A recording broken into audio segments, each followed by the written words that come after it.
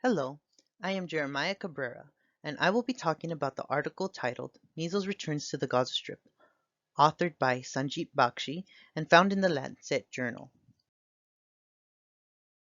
First, let us talk about the measles. Measles is a disease caused by the rubella virus. Symptoms of the measles include high fever, runny nose, cough, red watery eyes, rashes on the body, and most notably small white spots on the insides of the cheek, known as Koplik spots. Most do not really die from the measles, however, it does cause complications that can lead to death. Complications include blindness, brain swelling called encephalitis, diarrhea, which leads to dehydration, ear infections, and respiratory infections like pneumonia.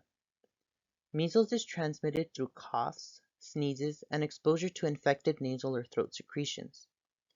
Unvaccinated children are at the most risk of getting the measles, and severe measles is most common in poorly nourished children.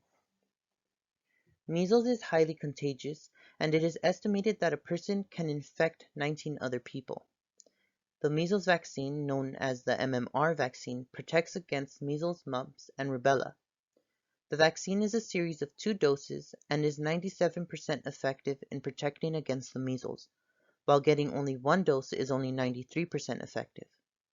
The first dose is usually taken at 12 to 15 months old, and the second dose is given at ages 4 to 6. Teenagers and adults with no evidence of immunity should get their first dose of the MMR vaccine as soon as possible. Now let's take a look into the situation in the Gaza Strip.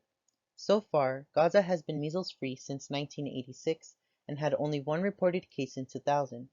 WHO and The Lancet reported that from January to December of 2019, the Gaza Strip has had 124 confirmed cases of measles.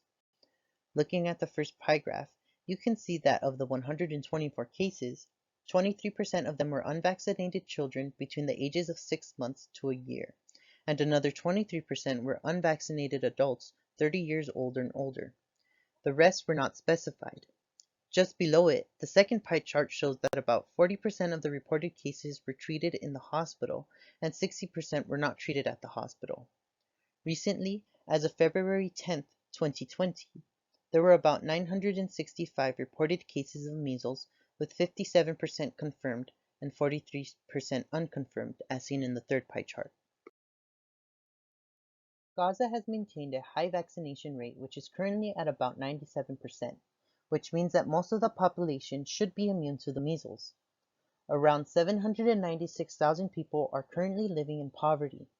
That's around 40% of the population, leaving them more susceptible to suffering complications if they do get infected with measles. According to WHO, the West Bank Territory reported 64 measles cases in 2017, 37 in 2019, and another 5 in 2020 in January.